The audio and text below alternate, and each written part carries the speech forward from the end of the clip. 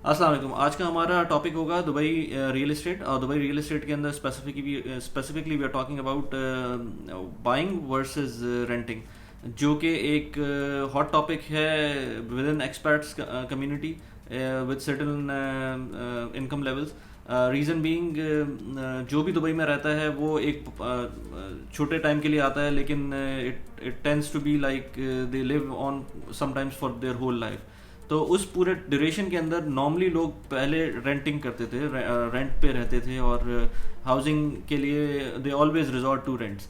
But in early 2000s उसके अंदर Dubai government ने फ्री होल्ड प्रॉपर्टीज़ इंट्रोड्यूस करवाई, और यहाँ पर आप बीइंग एक्सपर्ट आप घर खरीद सकते थे, फ्लैट्स खरीद सकते थे, प्रॉपर्टीज़ ले सकते थे अपने नाम पर ऑन फ्री होल्ड बेसिस। तो जब से ये सिनेरियो आया है, जब से यहाँ की property market has just gone boomed, it's almost now 20 years since the legislation happened. उस वक्त से लेकर अब तक बहुत सारे एक्सपर्ट्स अभी भी रेंट कर रहे हैं, although के they might have gone for owning a property, and they might have been better off owning the property, but it's again depending on the personal choice and how long you intend to live in this country. We are going to have a very quick video for this topic. I'm gonna touch a few pointers for buying and renting both.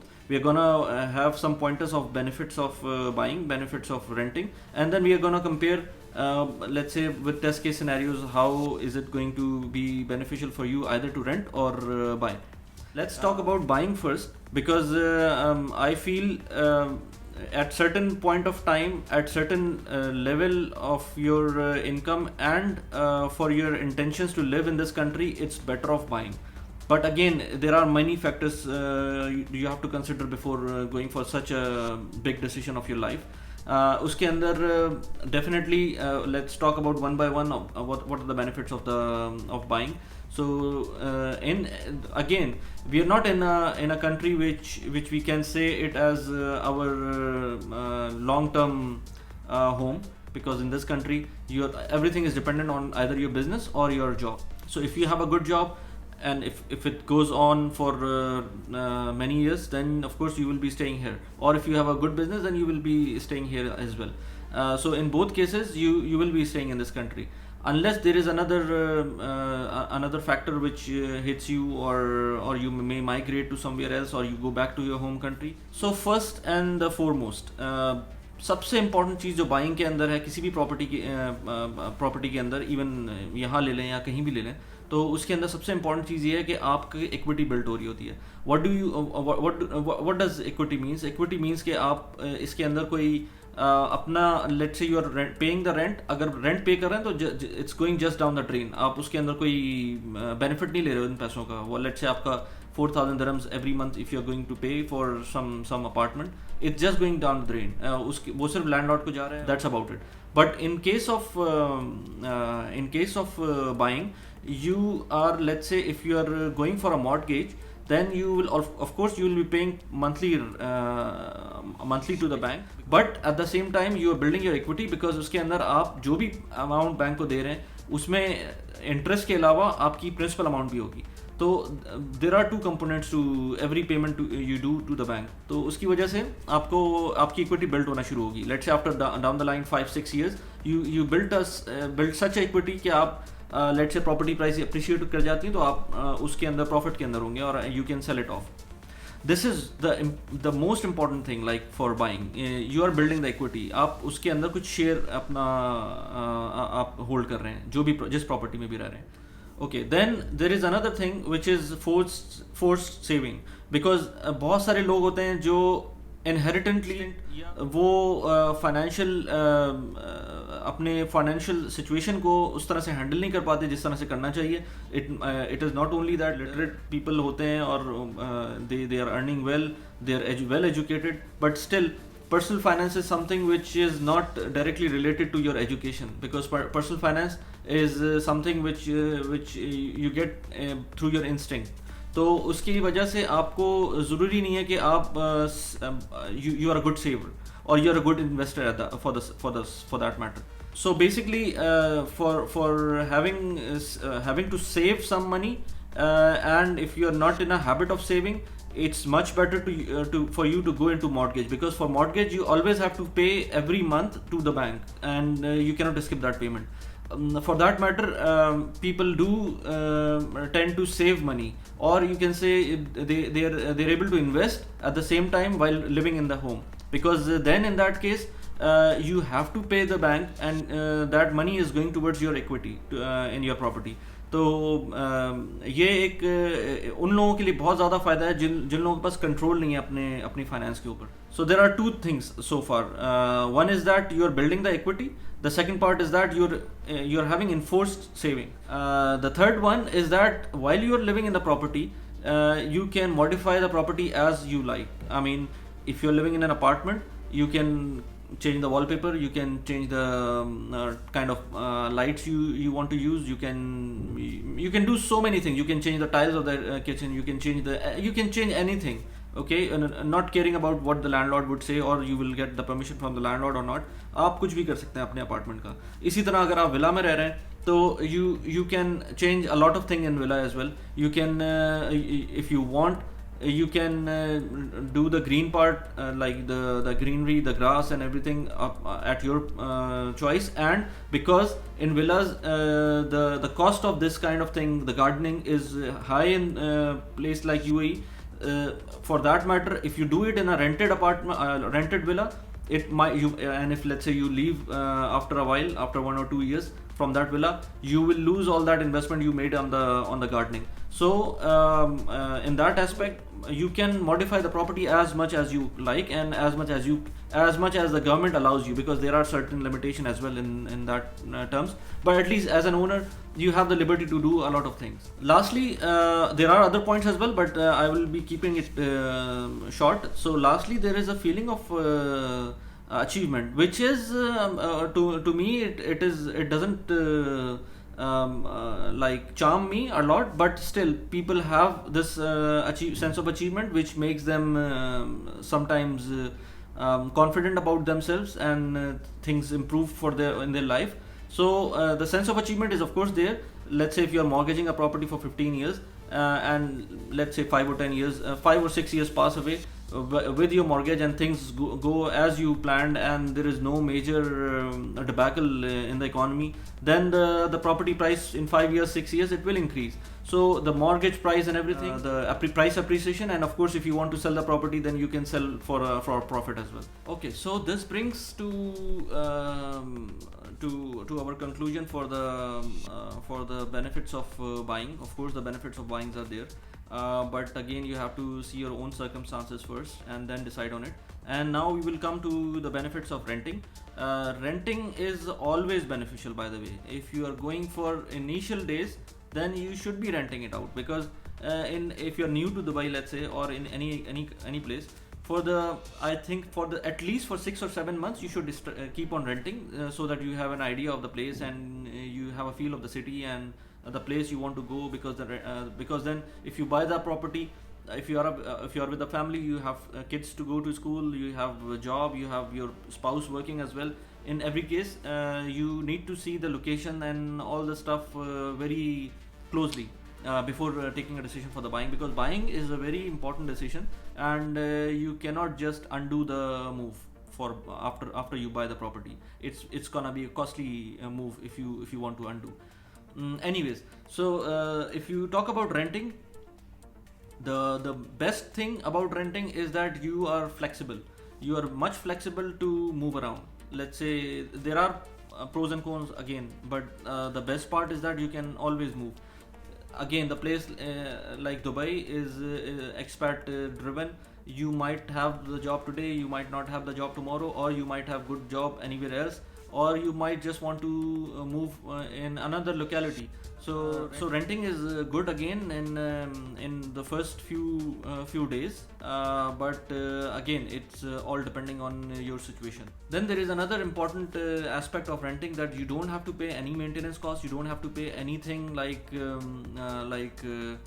maintenance cost to the building, or let's say the big ticket items like let's say water heater or AC chiller or something like that. If it breaks down, then you don't have to pay for it. the landlord will have to pay for it. The big ones, the small items like maybe the kitchen tap or something like that, you might have to bear the expense, but they are small expenses. The major expenses, you don't have to worry about them. You just know your living cost for the thing, and you just start living into it. While you were owning the house, and if let's say the property is not under warranty or it's old one, you might get a shock, let's say changing the water heater or changing the, let's say, a faulty air conditioning unit or something like that. So all those, most of the time the air conditioning unit is also covered in the cost of the building maintenance. But if you're renting a villa, in that case, the most of the time you might be required to pay for the air conditioning unit as well, so which is costly. Then there is another important thing. If let's say you don't have major upfront major savings with you, if you don't have the savings with you, and if you don't have any funds to finance your property initially, then so you don't have to have a good amount of fund in your hand before you start renting. You can just even if you want to go for a small apartment rental, you can just go and go for the rent, and you don't have to worry about the initial cost. Now there is another important thing which gives you peace of mind while you're renting, because you are not exposed to a big property while you're under the loan. Because if you are under mortgage, and let's say if the prices starts to fall, then you always have the worry that the equity you are losing. Because let's say if you are buying you have purchased a property 3 years back for 1 million dirhams, and after let's say 3 years it's not appreciated, and rather it depreciated for let's say 30%, which happened in Dubai for last 3 years.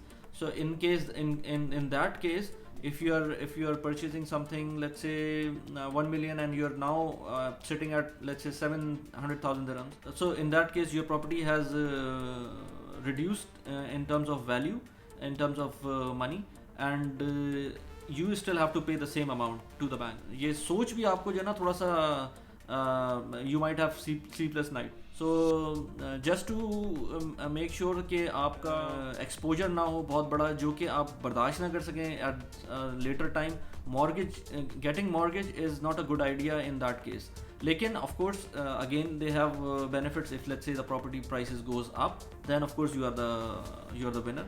But let's say we are talking about the worst case scenarios, but we are talking about renting right now. So we are talking about renting pros right now. That's why I'm talking about deflation here. There is another aspect that the living cost. If you are renting a property, let's say the rent, of course, the associated expenses, the utility charges.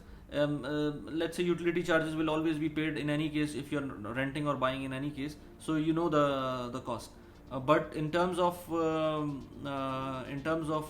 buying, let's say you might the interest rate might change, the interest rate might increase, or let's say the building maintenance cost increases, or anything can happen, or maybe let's say the property has some major renovation work to be done.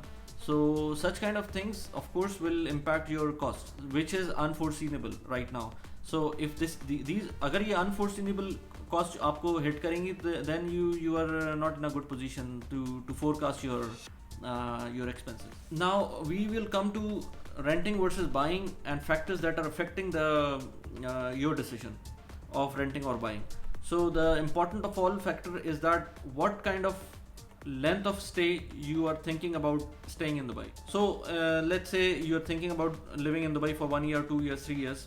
There is no point buying a property unless you think that okay, I'll buy the property and give it on the rent later on, and somebody will manage my property. But it's not that easy. It's not cost efficient if you're not living here and getting it managed by someone else. I'm not talking about someone who is a millionaire and just investing on property and having a complete different kind of setup. But I'm talking about, let's say, single or one property or two properties where you are living abroad and just relying on a real estate agent. And nowadays, COVID thing, you cannot you might not be able to fly in as much as you want as you were doing it earlier. So it's not that good idea to stay and to not stay here. Although there are good agents which can take care of it, but again, it depends on your experience so far.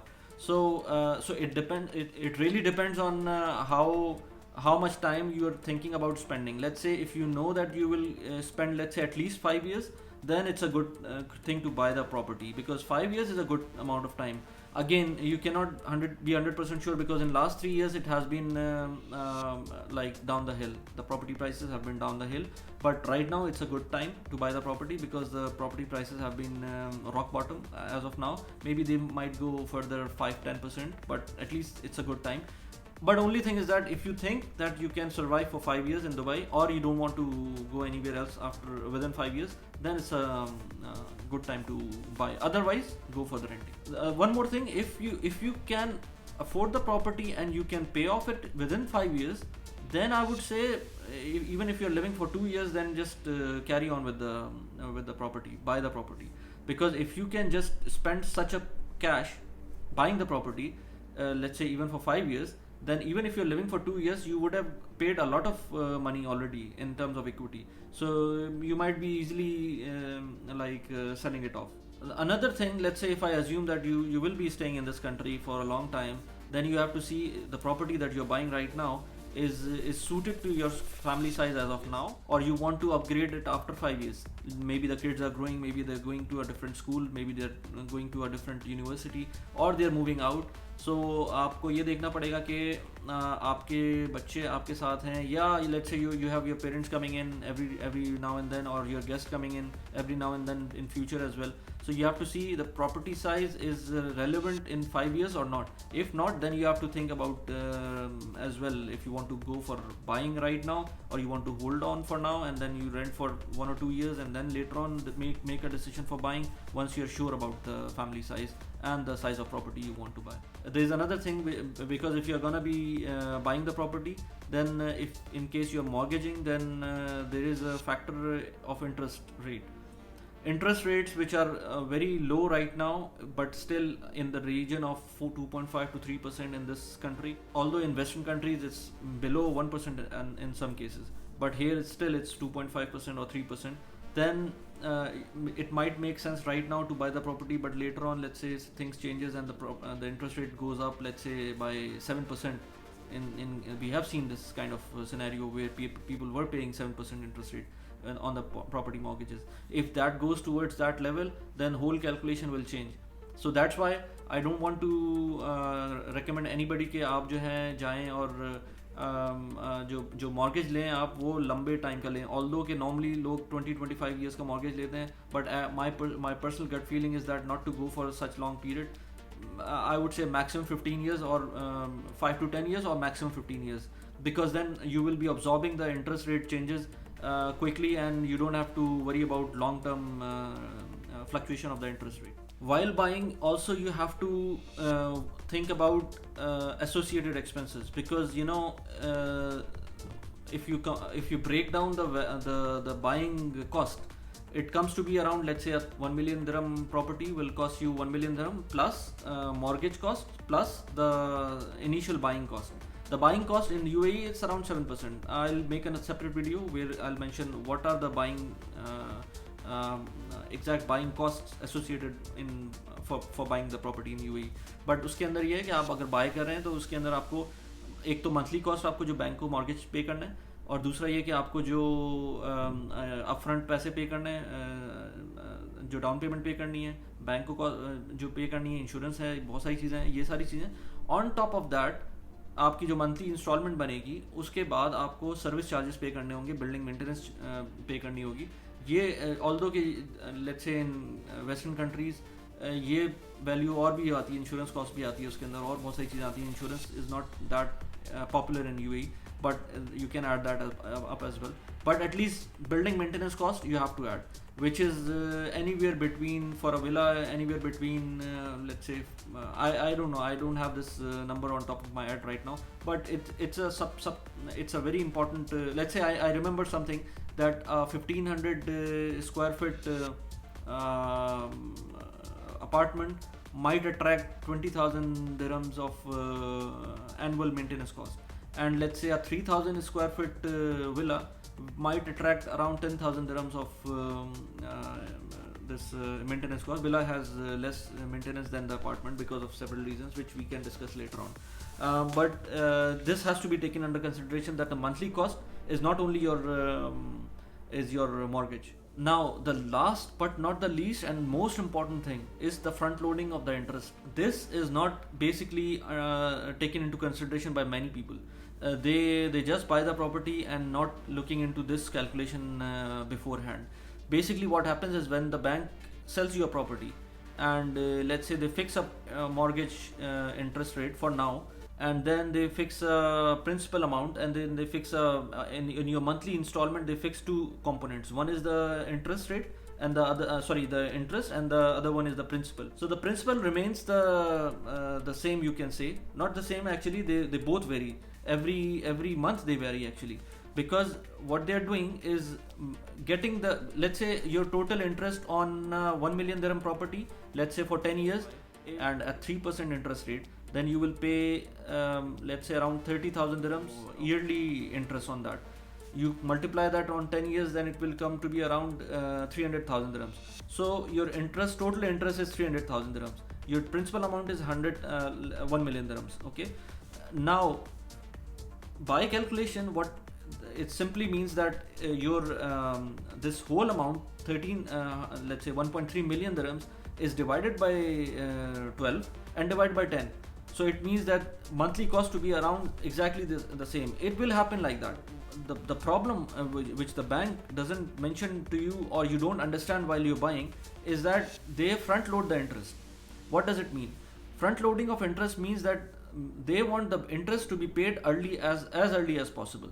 So if they have 300,000 dirhams of interest, what they are going to do is that this 300,000 dirhams of interest, they will charge you, let's say 150,000 dirhams within 2 or 3 years or 4 years of your let's say 3 years of your mortgage period.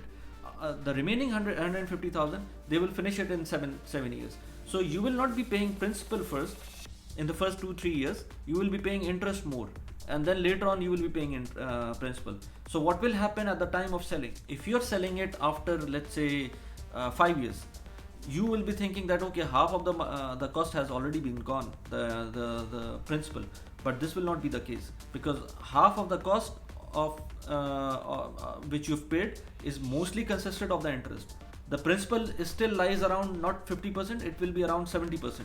So you in half of the tenure, rather than paying 50% of the principal amount, let's say 500,000 dirhams, you haven't paid the 500,000 dirhams. You have paid only, let's say 300,000 dirhams, and the remaining 7,000 is still left out.